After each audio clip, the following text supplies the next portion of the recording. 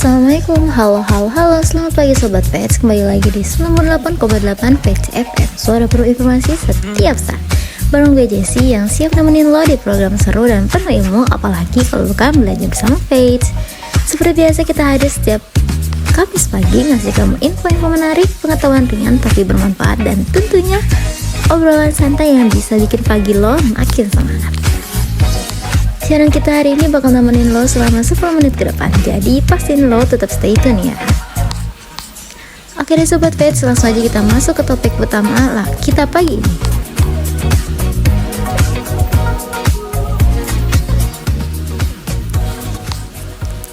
Hai Sobat Pets, apa kabarnya hari ini? Semoga kamu lagi dalam mood yang asik ya. Karena kita bakal ngobrolin hal seru banget nih, jurnalistik radio. Mungkin kamu udah sering dengar istilah ini, tapi atau malah baru pertama kali, gak masalah sih. Yuk kita bahas bareng-bareng, santai aja, kayak lagi ngobrol sambil ngopi. Jadi gini, jurnalistik radio itu sebenarnya salah satu cabang dari dunia jurnalistik, tapi penyampaiannya lewat suara, bukan tulisan atau video.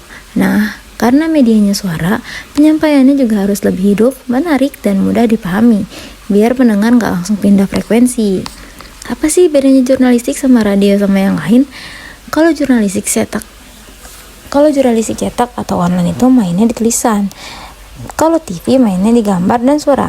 Jurnalistik radio ini cuma mengandalkan satu hal, yaitu suara. Tapi jangan salah, justru itu yang bisa bikin tantangan dan seninya beda.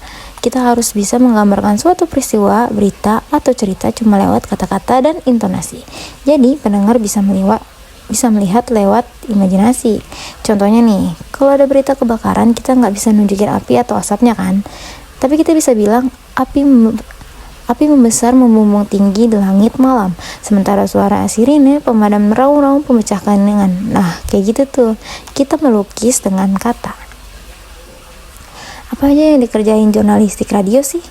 Jurnalis radio itu nggak cuma duduk di studio doang loh, mereka juga turun ke lapangan, wawancara narasumber, ngumpulin data, terus tulis naskah dan siaran radio lewat suara. Biasanya mereka harus cepat tanggap, apalagi kalau lagi ada breaking news. Kadang harus siaran live juga loh, dan itu butuh skill ngomong yang lancar dan jelas. Biar siaran makin asik, kadang ditambahin backsound atau efek suara. Tapi inget nih, jangan terlalu lebay. Fungsi utama jurnalisme tetap menyampaikan informasi yang akurat, jujur, dan berimbang. Gaya bahasa di radio itu kayak gimana sih? Siapa yang masih penasaran? Nah, ini penting nih. Bahasa radio itu harus ngobrol banget. Maksudnya, jangan terlalu formal kayak baca pidato, tapi juga gak bisa asal kayak ngevlog. Harus seimbang, gunain bahasa yang mudah dimengerti, singkat tapi tetap informatif. Kamu bayangin aja nih, lagi cerita ke teman kamu soal berita yang kamu dengar. Gaya obrolannya kayak gitu, tapi tentu aja tetap harus punya struktur. Ada pembukanya, isi, dan penutup. Dan satu hal yang gak boleh dilupain, intonasi dan artikulasi. Karena suara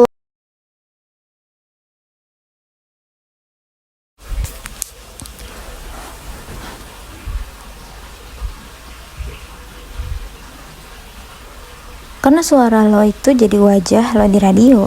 Kenapa jurnalistik radio masih penting? Di era serba visual ini, radio tetap punya tempat di hati banyak orang. Kenapa sih? Karena bisa didengar sambil ngelakuin hal lain. Contohnya tuh kayak nyetir, kerja, atau bersih-bersih rumah. Jadi info tetap nyampe tanpa harus mantengin layar. Jurnalistik radio juga punya kecepatan.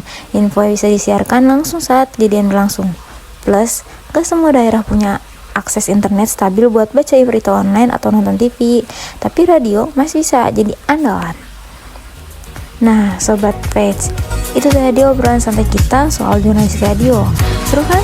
Dan ini cocok banget buat kamu yang suka ngobrol, suka nyari fakta, dan pengen suara kamu didengar banyak orang. Tapi inget ya, jadi jurnalistik itu tanggung jawabnya gede.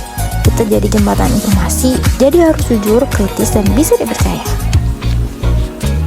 Oke deh, semoga obrolan kita bermanfaat ya. Kalau kamu tertarik terjun ke dunia ini, yuk mulai belajar dan nulis naskah radio, latihan baca berita, dan yang paling penting dengerin banyak siaran biar tahu gaya-gayanya. Oke deh, itu tadi materi yang kita pelajari hari ini. Wah, gak kerasa ya, gue udah menemani lo semua selama 10 menit berharga. Selanjutnya jangan sampai ketinggalan informasi menarik lainnya setiap Kamis pagi di 98,8 Pets FM. suara penuh informasi setiap saat. Di mana lagi kalau bukan program belajar bersama Pets. Jika ada pertanyaan, silahkan kirim melalui WhatsApp di 08888 atau email petsfm@gmail.com. Oke, ini saatnya gue pamit undur diri. Sampai ketemu minggu depan dengan berbagai materi menarik lainnya. Kurang lebihnya mohon maaf. Wassalamualaikum warahmatullahi wabarakatuh. See you.